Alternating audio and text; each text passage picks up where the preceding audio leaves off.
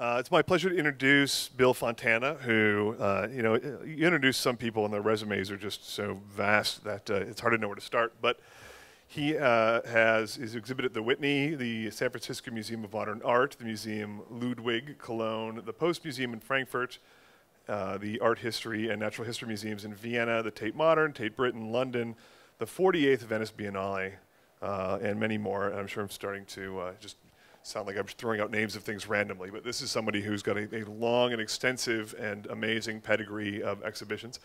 He has a installation which, in addition to being an art person and having studied art, I also studied sound engineering, and he has what may be the most amazing sound installation I've ever even heard of, up at the Pritzker Pavilion in Millennium Park, and you would be remiss if you did not go see it. It is going to be performed or on, or I don't know what the proper verbiage would be, this evening from 5 to 8, is that right? 5 to 8. And I don't know that you will ever see another installation like this in that space ever, because I mean the level of sophistication that's required is breathtaking. And that is called Soaring Echoes. So you should definitely go and see that. And then you also have a forthcoming, you have a project that's up right now. In San Francisco. Okay, well, we'll talk about that as well on the Golden Gate Bridge. So Bill definitely is working on a massive scale. So maybe we should start with this diagram, which just, the level of forethought and sophistication that this required is breathtaking. Can you explain to us what we're looking at here? The Pritzker Pavilion is a very unique space, and what interested me about it is that you have 102 loudspeakers suspended from this trellis that goes from the stage going over this great lawn. And from the moment I first saw it, I was thinking of how interesting it would be to create a sound piece that could interact with the 102 speakers as 102 points in space to create a real spatial composition. And a company that I've had a close association with in San Francisco is called Meyer Sound. And they make a unique piece of technology called, it is a funny name, it's called Dimitri. And what it's normally used for is to control large-scale sound systems in theaters and concert halls and stadiums. But it has the possibility to control and individually address 102 points in space. And so what you're seeing on the screen is the software, basically the main software control window on Dimitri for Millennium Park. And so the red dots you see represent each of the loudspeakers in the Pritzker Pavilion. And in programming this, I could take a sound file and basically draw a trajectory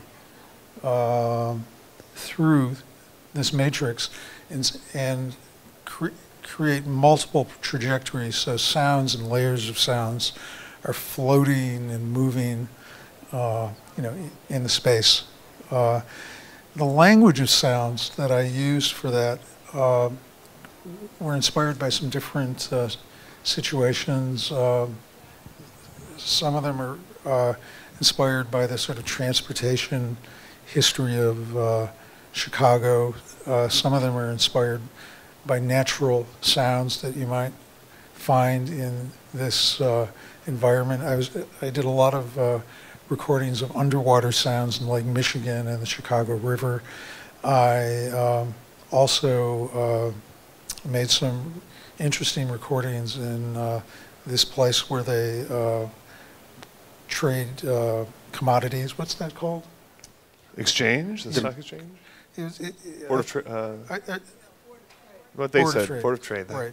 So I did some interesting recordings there of calls and mixed it with the sounds of calls in a baseball game and some other sounds. So if any of you have time this evening to go to Millennium Park between 5 and 8, you'll find this sound sculpture floating above the great lawn at the Pritzker Pavilion. So how long did I mean, the production of sound and the planning of that.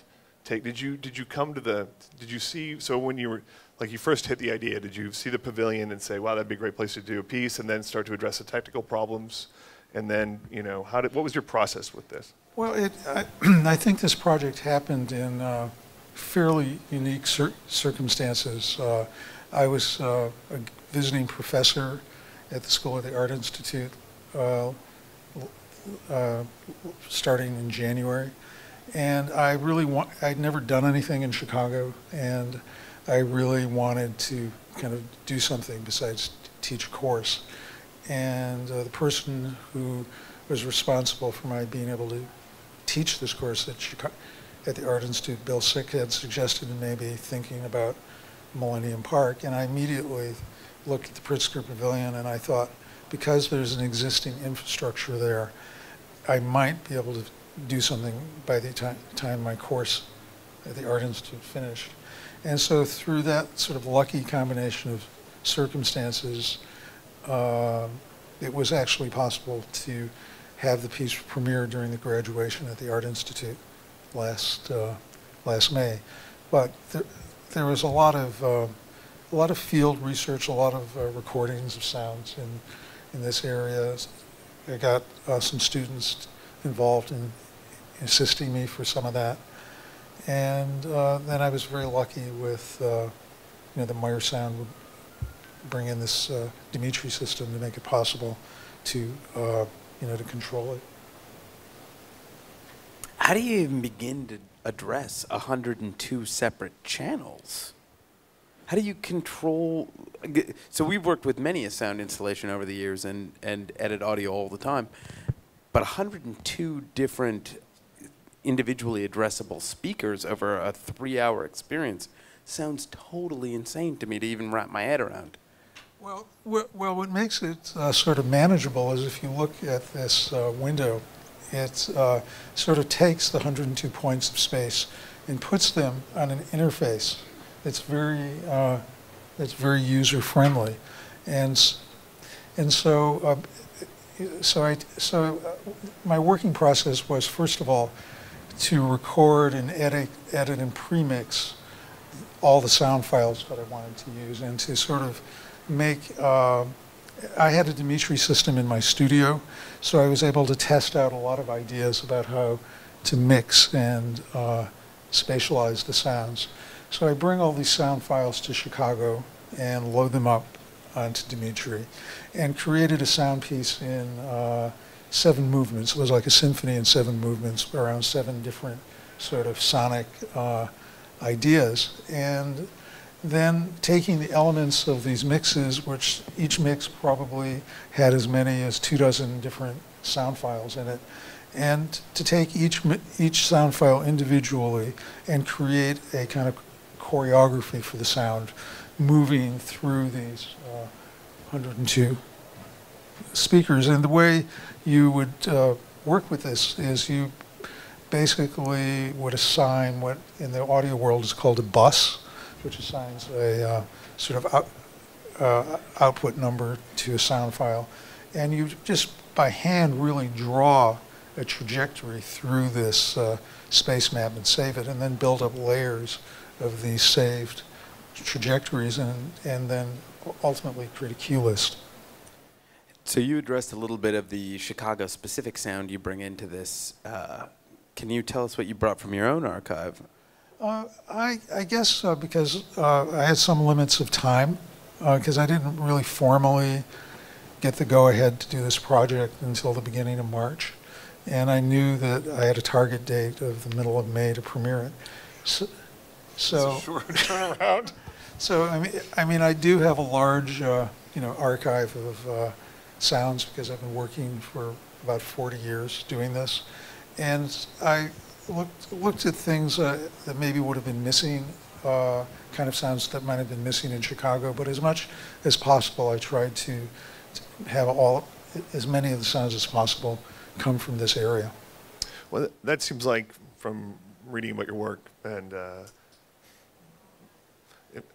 investigating it, that capturing the essence of a place, or sort of encapsulating what's the environment and being mindful of the environment in a location is central to what you're doing. Because I know that you've done work at a number of different locations, you know, the ocean spaces and things, and then recontextualized it. I think you have a video, right? Yes. Let's see. So I thought I'd, if I can find it, wanted to just play a couple of examples. These are just recordings of some of the mixes that were in Millennium Park, and these stereo recordings were made with just a stereo microphone in the middle of the Pritzker Pavilion. But one of my favorite ones was not the source was not recorded in Chicago, but the spirit of her voice and the timbre and musical quality of her voice and what she was saying seemed to really somehow fit something very essential in Chicago as I'd understood it. It was a woman named Louise Anderson who I recorded 20 years ago in North Carolina. She was over 100 years old at the time I recorded her. And she was a descendant of slaves on a tobacco plantation. And she came out of a storytelling tradition, and she was a storyteller. And I had recorded her to use in a sound piece in North Carolina. But my favorite Louise Anderson story was her version of the Adam and Eve story, which was just really, really something. So I had the first mix I made at the Pritzker Pavilion was Louise Anderson's creation story talking to itself and moving around and floating above the space. You're not going to get that sense of space in this recording because it's like very compressed, but you'll get a sense of at least what the layering was like. And if you have time to go this evening, you can hear it out of 102 speakers.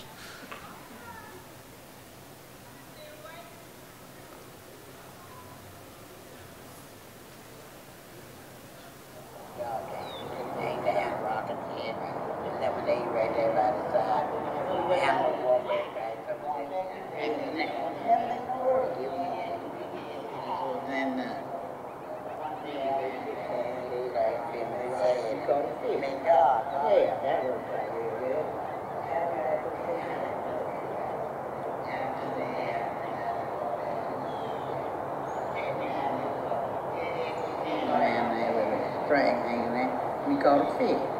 Well, that worked out real well.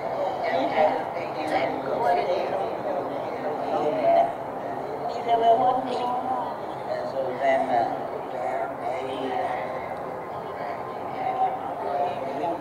told him, and he said, "You don't want me to leave?"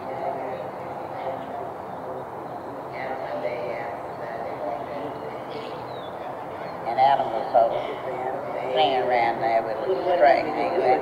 We called it fit. I say, that worked out real well. Adam got to the piece he liked to go fit.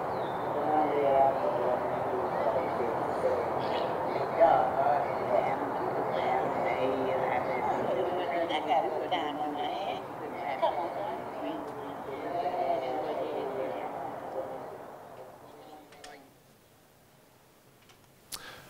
It's a little hard in a stereo recording to convey what it was like out of 102 Right. speakers. So it seems like you did for this piece, you did almost like a survey of the sounds in Chicago.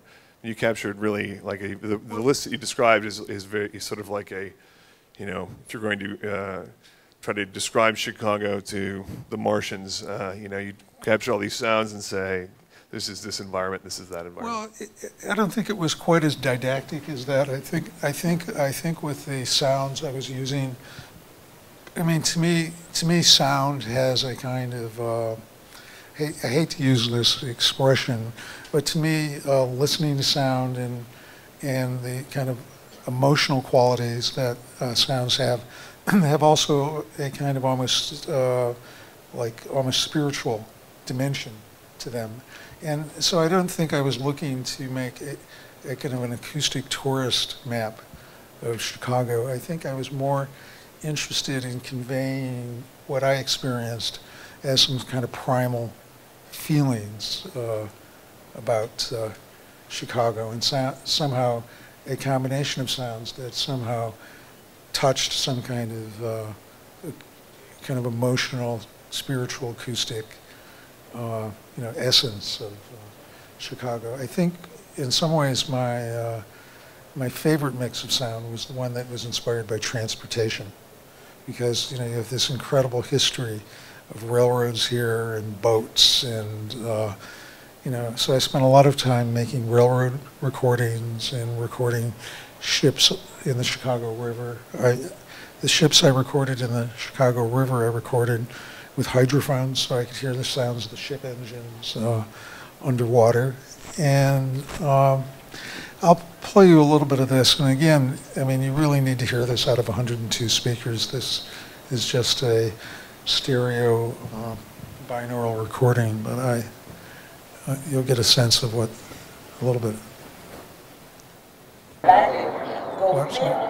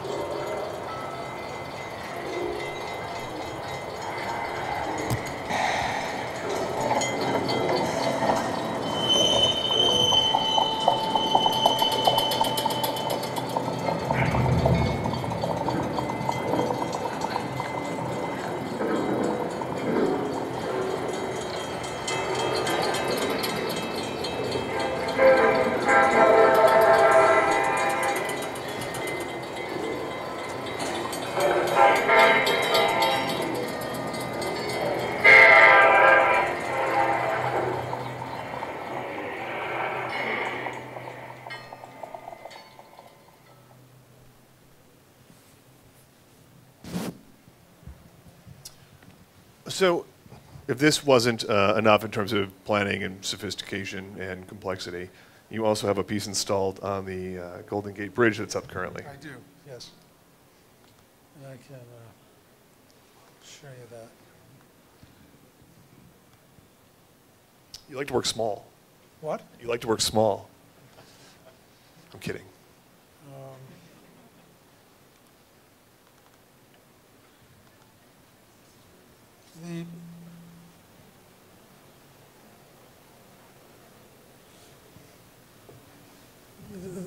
The Golden Gate Bridge had its 75th birthday this year. And in America, if something's 75 years old, it's considered old. Actually, 25 years ago, when the Golden Gate Bridge was 50 years old, I did a project for the San Francisco Museum of Modern Art called Sound Sculptures Through the Golden Gate. And that was a live sound sculpture in which I installed microphones in 8 different parts of the Golden Gate Bridge, and also on a wildlife refuge 32 nautical miles west of the Golden Gate Bridge called the Farallon Islands. So it was a live duet between the Golden Gate Bridge and the Farallon Islands, and I can play you a bit of that later. But for the 75th anniversary of the bridge, I was asked to do another project, and I wanted to do something different that reflected my current interests, which were different than they were 25 years ago. And I think probably the biggest difference is that I've also in the last year started incorporating video into some of my projects. And Acoustical Visions of the Golden Gate Bridge was the first time in my life that I combined having live sound. I've installed 10 microphones, 2 accelerometers, and a hydrophone in different parts of the Golden Gate Bridge. But besides all of that live sound, I have a video camera in a location on the Golden Gate Bridge that nobody in the public has ever seen or been to, which is the image you see on the screen. And that camera is located under one of the 2 main expansion joints on the bridge. And in case any of you don't know what an expansion joint is, can you hold that? Sure. On the roadway of the Golden Gate Bridge, you've got at the South Tower and the North Tower, where the roadway is passing through the towers, you've got these massive steel fingers in the roadway, so that if there's an earthquake, they're going to flex, and the bridge isn't going to fall down. So if you go on the side of the bridge and they open a manhole cover, you could climb down a vertical ladder and go on a catwalk under the roadway of the bridge, and you can go underneath this expansion joint. And what you see is what you're seeing now, which is the shadows of cars going over the Golden Gate, going over the roadway on the Golden Gate Bridge. And this image was very compelling to me because it wasn't a romantic view of the Golden Gate Bridge. That bridge is like one of the most photographed and filmed iconic structures in America. And the idea of being able to have a live video camera in a place like this that somehow, to me at least, expressed something about the energy and the essence of that bridge as a structure was very compelling. And I guess when I stood there looking at this and I saw these shadows dancing, you know, under the expansion joint, it made me feel like if this bridge was alive, which as a structure in many ways it is, these shadows were like the synapses in the brain firing or something. There was this real, to me, kind of primal energy about it. And so I'll give you the sound now. And the sound is coming not only from where the camera is on the bridge, but coming from other locations on the bridge. You'll hear the sounds of foghorns. You'll hear the sounds of the expansion joint. And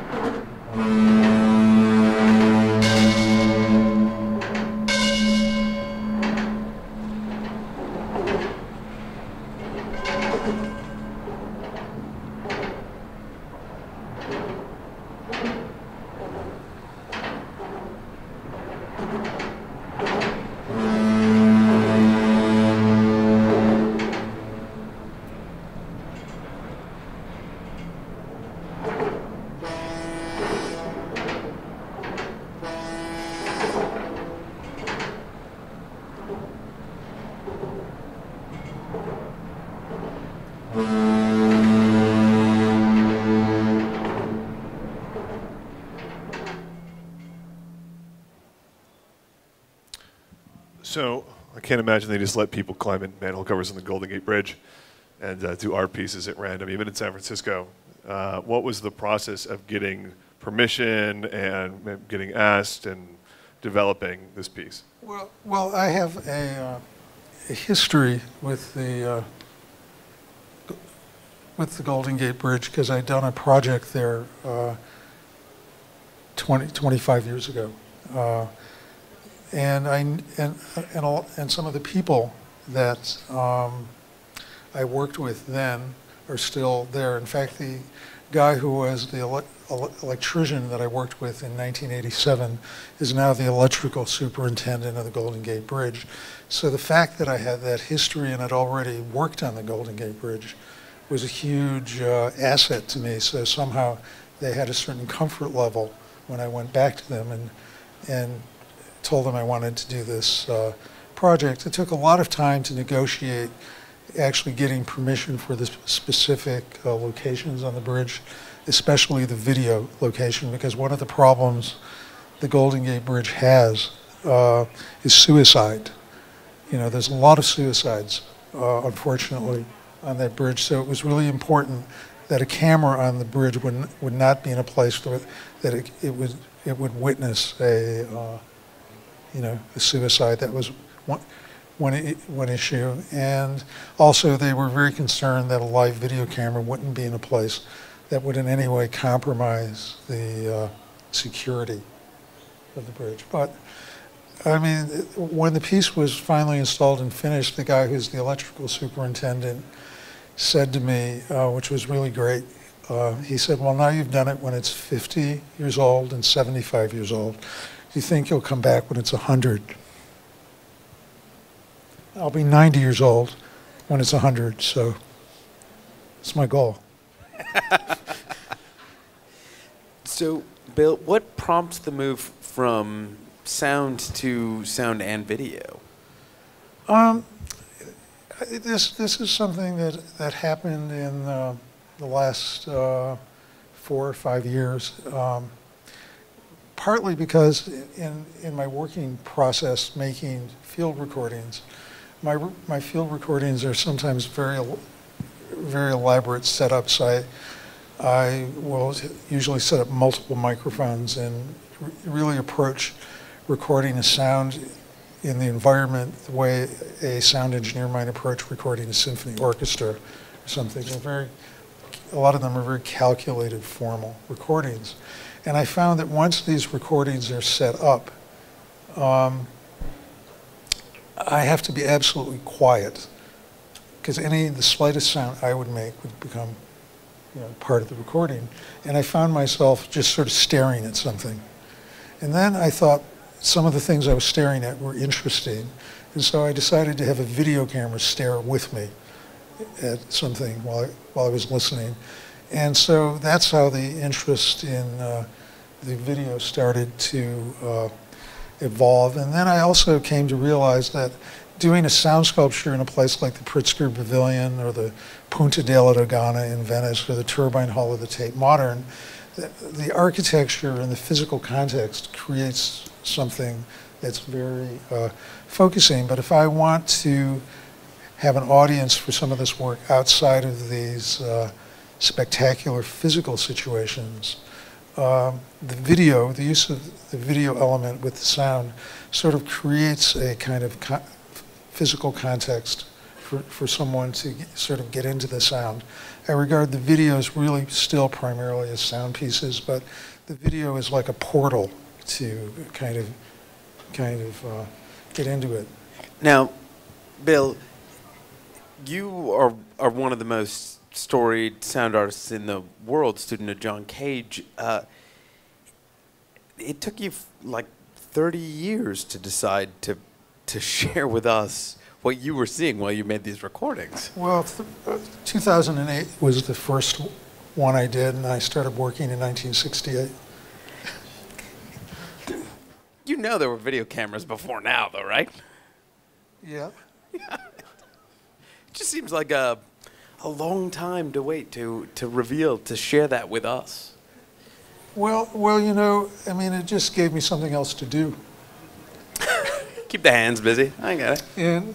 And it also, I mean, gave me some economic opportunities that I didn't have before, because I found that people actually were interested in the videos. A new kind of audience. A new kind of audience, yeah. It's hard to have a retrospective show of site-specific only works. Yeah. It's a little tough. Fly them around everywhere to see these pieces and stuff. Yeah. Well, I mean, I really enjoy doing them. Yeah. But still the thing that I'm primarily interested in doing are these large site-specific sound sculptures. But you can't do those all the time.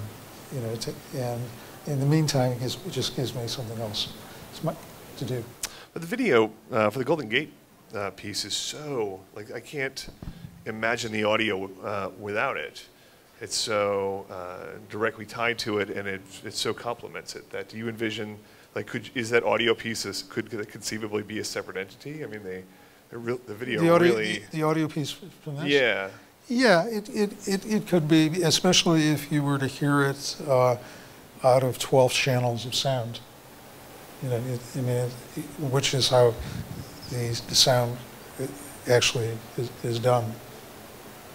Is it disappointing to you to only be working with, I mean, with video, you're generally, unless you have an installation and you're doing something, but I mean, generally if you send your video off somewhere to be shown, I would imagine you're working at either, you know, 2 or a standard surround set. Well, I try when it's shown publicly to really control all the kind of aspects of how it's done. Well, I've installed, back in the day, I installed Bill Viola's work, and, you know, and it came with a book. It's just like, here are the 50 things that need to be done to show this piece. So, I mean, do you find yourself that, you know, you have to like sort of set out the directions as to how that's going to be presented so that the audio is sort of given its due?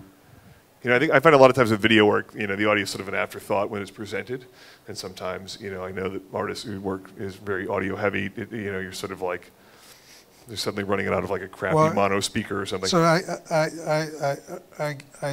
give the videos with technical specs for how to do it.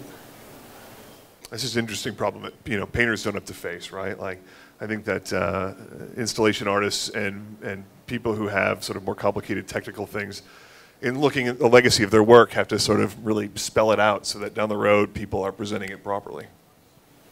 I wanted to just share with you for a few minutes a little documentation from the Golden Gate Bridge project from 25 years ago. And this was done purely as a live sound sculpture, but I thought by way of comparison it might be interesting. The images in this are just a slideshow from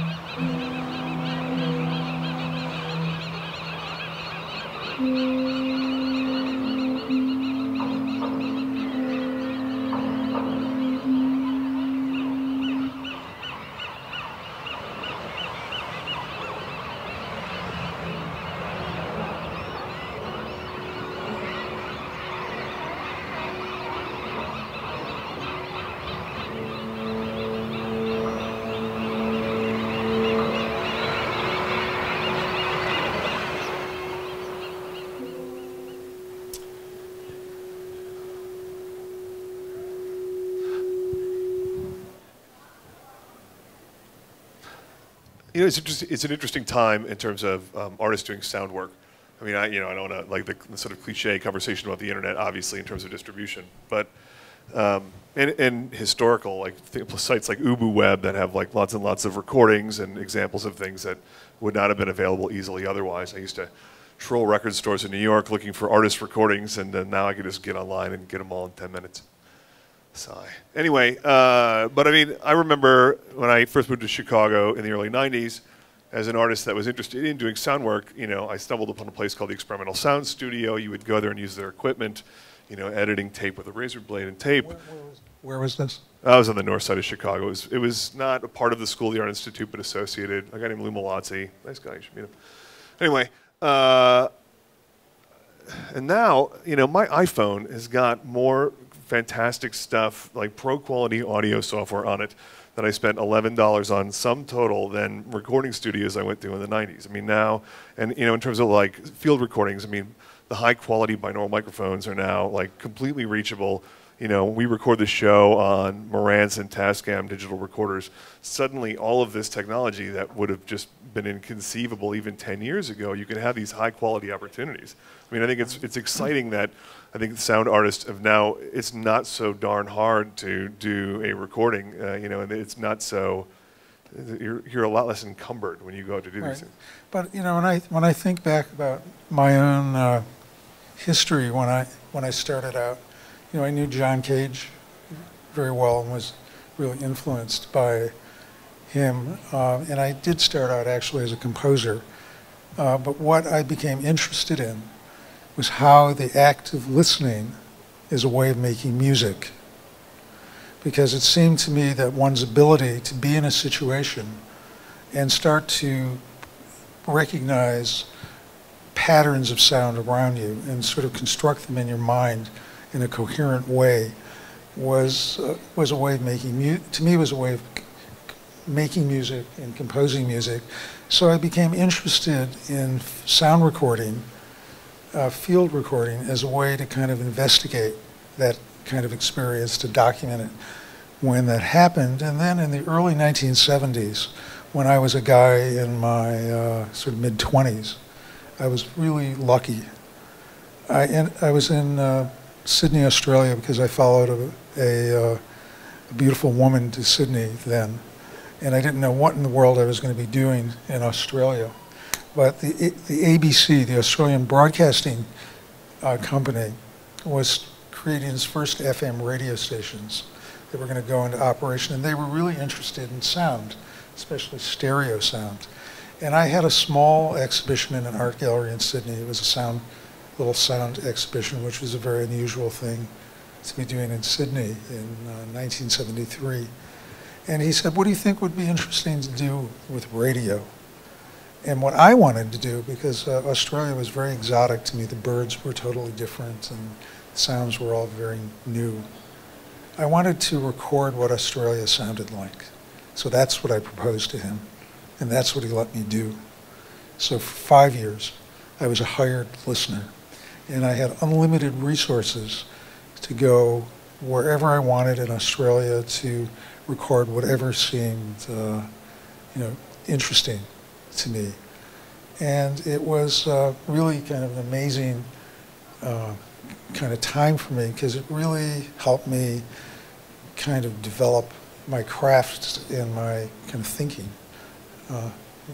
And one of the things I was able to do in Australia, because I was working for this big broadcast network, is I was interested in how sounds occupied space, how sounds occupied volumes of space, because if you start to get really analytical with a sound, especially a sound that is, occupies a certain volume of space, you start to ask yourself the question, or I would ask myself the question, what is the correct place to put a microphone? Is there more than one correct place to put the microphone? And finally, what is the sound that I'm hearing? And the answer I would kind of come back to, which may seem like a kind of stupid thing to say, is I would think to myself, a sound is all the possible ways there are to hear it. And so I wanted to have a recording method that enabled me to record simultaneously from different points in space. And lo and behold, the Australian Broadcasting Company had these things called outside broadcast trucks, which was the only way in the early 1970s you could make an 8-channel recording of a sound out in the environment. So I was able to check out the outside broadcast truck and go to some kind of remarkable places and make these 8-channel recordings, which were the first ones for me, but they were kind of a real sort of foundation for my future thinking about sound. And I think in 1974, I needed a truck with an analog reel-to-reel recorder that would record 8 channels for 30 minutes, 15 inches per second. And today I have a Sound Devices 8-channel recorder that I could carry over my shoulder, and I can record for hours. Yeah, no, it's amazing. I mean, it's definitely, there's been a grand democratization of that. I don't know if it's yielded good work necessarily, but now everybody can have the equipment if they want. Duncan, I'm sorry, you were about to say something. Well, I'm kind of curious about the audience, right? So, in the context of the San Francisco Bridge, 25 years ago, you went there and made a bunch of live recordings, and now you've come back to there 25 years later and made another bunch of live recordings. And when I think through our relationship to your work as audience, in the last 20 years, I went from not being able to listen to audio on my body to being able to listen to a couple of tapes I brought with me, to having a sleeve of CDs, to now having an entire lifetime's worth of music on me. I don't have to experience the real world ever. And I wondered if you feel like the resonance of your work has changed as our relationship to audio and sound and our experience of place has changed so radically as technology has changed. Well, for me, the most beautiful sound I could hear, and the most interesting sound that I can listen to is the one that's happening right now. I'm not talking about the sound of my voice, but although if you guys interpret it that way, I think that's right. But it's just like I would never think of walking anywhere with headphones on, listening to music, because it would shut me off from a moment that's never going to happen again. And I feel like every moment that I'm alive gives me something that's never going to occur again, and I want to know what it is. And I want to be connected to that. And that's why, as much as possible with the sound sculptures, I try to do them as live installations, because the idea of a sculpture that embodies the act of listening is so interesting to me. Well, I think that sort of almost a Buddhist notion of being mindful of your environment. It's like you get on the subway train and every single person on there's got headphones on and is looking at their phone. I'd rather listen to the subway train. What's that? Yeah. No, I think that is. It's almost like it's shifted from something to analyze and use as raw material to almost like preservation. I think that by pointing it out to, I think your audience may have a different perspective, because all of a sudden now that the notion of listening to sounds in nature is a downright unusual idea for most people. Well, I don't like the word nature, because it implies a separation between nature, the forest, and the city. And to me, what's more interesting is to have a natural mind and a natural ear, which means the ability to, wherever you are, choose to focus and be present. I mean, that's how I try to go about what I do. And I try to convey that sense in my work to other people. Now, Bill, what did you just bring up on screen for us? Oh, you were asking me about videos. I wanted to share with you a couple of these sort of video projects I've been. Why don't we close with that, and then we can talk about what things that you've got coming up. Okay. So we should see a couple of these. And well, the video that I'll share with you is for a project I'm going to do next year in Glasgow, Scotland. Glasgow was declared by UNESCO as a cultural heritage city, and I was asked to do a project that somehow explored some aspect of the industrial past of Glasgow. Earlier in the 20th century, Glasgow was a very active industrial center. They built locomotives and ships and military things. And after Margaret Thatcher was prime minister, a lot of that industry declined.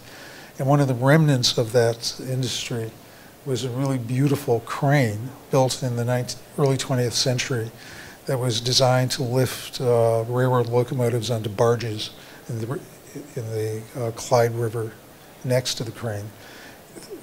The crane was not demolished. It was saved and declared as a listed structure in Glasgow, but it's totally dead. It doesn't do anything. And that became very interesting to me. And I started making sound recordings where I put accelerometers, vibration sensors, on the crane to pick up this sort of inner voice of this crane, just reacting to ambient noise. But the project I'm going to do will be a live sound and video piece that not only will listen to the sound of the crane listening to Glasgow, but we'll have a video camera at the bottom of the crane slowly rotating, gazing up at the crane. And this video is just a study for that.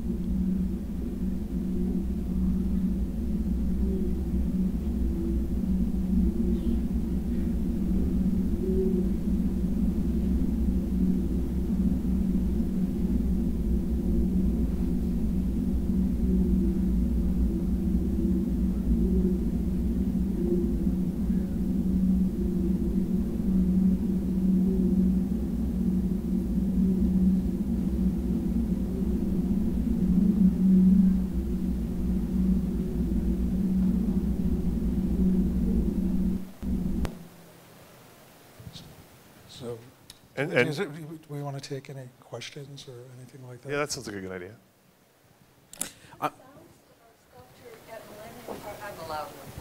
Is the sound sculpture at Millennium Park over as of tonight? No. It just has to be played at scheduled times because it requires a union sound technician to be there to turn it on. And it'll be on this evening for 3 hours from 5 o'clock to 8 o'clock, and it'll be on at other scheduled times during the month of October. And I'm hoping that it'll come back next year. Great, thanks. Who else has questions? I'm roving mic guy now. Come on, people.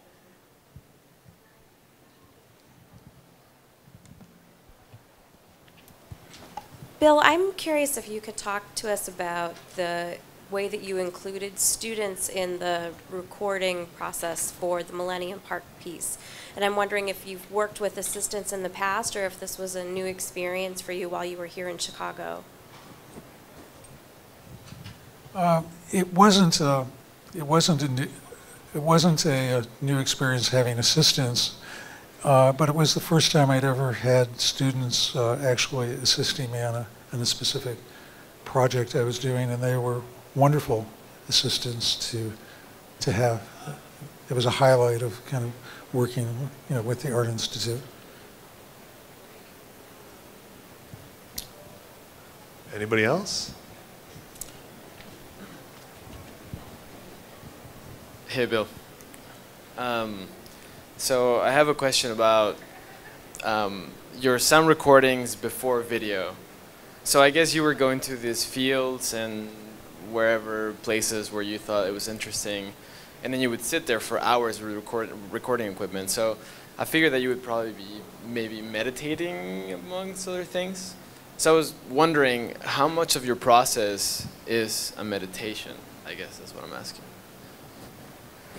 Well, I think when you kind of focus your full attention on anything in a way that you don't separate yourself from what you're experiencing, that's a form of meditation. In Buddhism, if you, they have these famous meditations with a Buddhist temple bell where you strike the bell and you meditate on the sound of the bell. And if you really are truly focused on this, you lose the separation between yourself, your ego, and the sound of the bell, and you become the bell. And I guess that's something I try to realize in my work. But the other thing about sound, particularly, that's interesting to me, is I don't know if any of you have ever had the experience of going into an anechoic chamber. Has anyone ever been in an anechoic chamber? I'm not even sure what an anechoic chamber Anechoic means. chamber is a room that doesn't have any acoustics. Loudspeaker companies use them to test speakers. Physics labs sometimes have them, but it's a room that's totally sound absorbent. So if you go into such a room and you make the biggest noise you can, you discover it's nothing. disappears from the moment it leaves your breath, dies. And so in a very real sense, everything you hear is a description of the space around it. And you think in the natural world, like bats, for example, use their ears to see the world. So I'm fascinated by this aspect of sound, that it really is to me, a description of the space that you're in. I've read it described that if you're in an anechoic chamber, you can hear your blood flow and your sort of nervous system, but unfortunately my tinnitus precluded that. Which I think anybody who lives in a city probably has got a little bit of that going. So. Hi, I know that video is not your main focus, but since you have such specific ways that you display, or not display, but you set up the sound, I'm wondering if there are such specific ways that you display the video, or if you only have one format, or if sometimes it's circular, or what do you do with that? Well, I mean, in the way that I've used a video camera, I tend to really approach the use of the video camera almost as a photograph. I mean, I'm basically kind of just pointing the camera at something, and then it's a video still in a way, and I just choose a view and let the camera focus on it.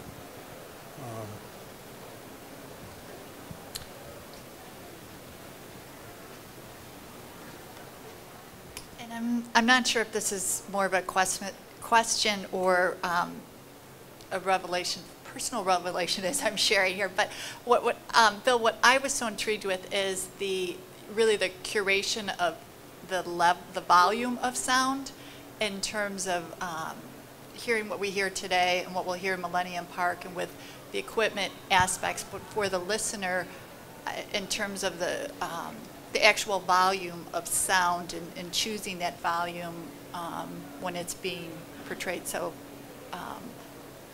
the degree of volume.